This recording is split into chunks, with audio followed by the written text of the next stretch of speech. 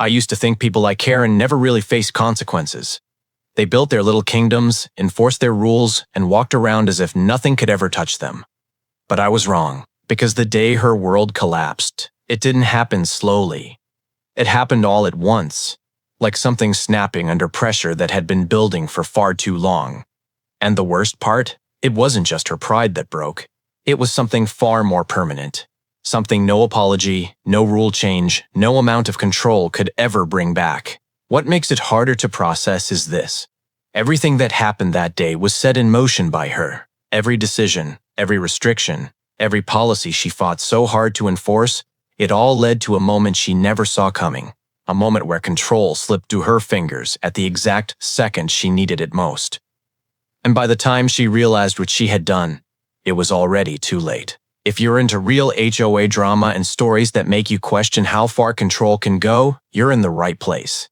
This channel dives into moments that feel unreal but hit closer to home than we expect. Before we go further, take a second to like the video and subscribe so you don't miss what's coming next. And I'm curious, where are you watching from today? Drop it in the comments below. Karen wasn't just part of the neighborhood, she behaved as if she owned it. Clipboard always in hand, radio clipped to her shoulder, she moved through the streets with this quiet certainty that her word was final. It didn't matter if it was something small, like the angle of a trash bin, or something bigger, like where guests were allowed to park. If Karen said it, it became law. People stopped arguing after a while. Not because they agreed, but because pushing back only made things harder. Fines showed up faster. Warnings got sharper. And somehow, she always found a way to remind you that she was watching.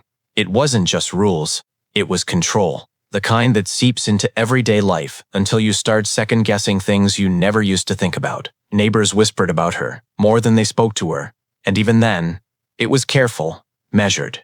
No one wanted to end up on her list. But then there was her daughter. Clara, 16, soft-spoken, always polite in a way that felt genuine, not forced. She smiled at everyone, even the people her mother clashed with. And while Karen built walls around herself, Clara somehow made them feel less suffocating just by being there. You could see it, too, the way Karen's voice softened, just slightly, whenever Clara was around. Like she was the only thing that could reach whatever was left of her humanity. Everyone knew Clara wasn't completely healthy. Karen brushed it off whenever it came up, calling it minor, nothing serious. But the way she hovered, the way she watched, it told a different story. Then came the rule that changed everything. Karen called it an upgrade. Something about safety, efficiency, and keeping the community protected. A digital gate system with license plate recognition, strict access control, and one non-negotiable condition. If your vehicle wasn't pre-approved, you weren't getting in. No exceptions. Not for last-minute guests. Not for delivery drivers running late. Not even for situations that didn't fit neatly into her checklist. At first, it sounded like overkill. Then it became exhausting. Neighbors had to submit plates days in advance. A friend dropping by unannounced would be stuck outside, calling endlessly while Karen decided whether they were authorized. Even routine deliveries turned into delays. Drivers were confused and frustrated as they sat at the gate waiting for approval that sometimes never came. And Karen, she thrived on it. Every denied entry, every enforced delay only seemed to reinforce her belief that she was keeping order. People complained, quietly at first, then more openly, but it didn't matter. Karen always had the final say, and she made it clear that rules only worked if they were followed without question. Looking back now, it's almost impossible not to see it the way everything was lining up for something to go terribly wrong. That afternoon didn't feel like the kind of day where anything could go wrong. It was quiet. Almost too quiet.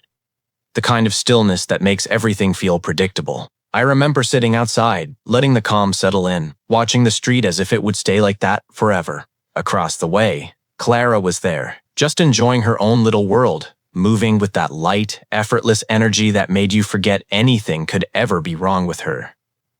And then it happened. 1 second, she was fine.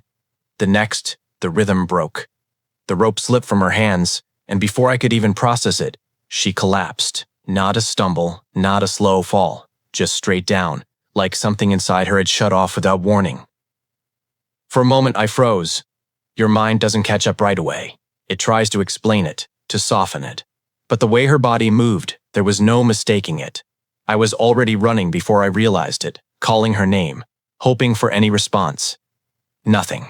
Her breathing was uneven, shallow, like her body was struggling to keep up with itself. My hands shook as I reached for my phone, dialing for help, trying to keep my voice steady while everything inside me was starting to spiral. Time didn't feel normal anymore. Every second stretched, heavier than the last, and all I could think was one thing. They needed to get here. Fast. The sound of sirens usually brings relief. That day, it didn't. I remember hearing them first as a faint promise in the distance, something I clung to while still kneeling beside Clara. Every second felt heavier, like the air itself was slowing down just to make things worse. I kept looking down the street, waiting for that moment when help would finally arrive and everything would shift back into place. And then it did arrive. The ambulance turned onto the street, lights flashing, cutting through the quiet like a signal that we were about to be saved. For a split second, I actually felt it relief, sharp and sudden, but it didn't last because the ambulance didn't come closer, it stopped. Right at the gate. The digital system lit up like it always did, cold and automatic. No approval, no entry. Just a refusal, and there she was, Karen, standing at the gate like nothing in the world could possibly be wrong, holding her clipboard. She was already questioning the situation. Even from a distance, I could see her posture controlled, defensive, irritated that something was interrupting her system. The medics were trying to explain through the intercom, urgency in their voices, telling her it was an emergency, a cardiac case, a child. But she didn't move. She asked for verification. Protocol, clearance codes. The kind of words that suddenly felt unreal in that moment. And while she argued, the sirens kept flashing, the ambulance stayed stuck, and time kept slipping away. When the gate finally opened, it wasn't because Karen agreed, it was because someone else forced it. I don't even remember who moved first, only that the barrier gave way and the ambulance surged forward like it had been released from a cage. But by then, something had already changed in the air. That urgency we were holding on to started to feel heavier, slower. Like we were arriving late to something that had already ended. The medics rushed in immediately, dropping everything the moment they reached Clara. Voices snapped into sharp commands, hands moving fast, trying to restart something that was already fading. One of them called out her condition, another began compressions again, but there was a kind of silence between their movements that no one wanted to acknowledge. Then Karen arrived. She came running down the driveway, still mid-argument from the gate, until she saw the scene. The moment her eyes landed on Clara, everything in her stopped. The clipboard slipped from her hand. Her voice broke before she even spoke a full sentence. And in that instant, the rules she built her entire world on didn't matter anymore. What happened after that day didn't stay quiet for long. At first, Karen tried to deny it, tried to argue that everything followed procedure, that the system was working exactly as intended. But the truth was already out, and it spread faster than she could control.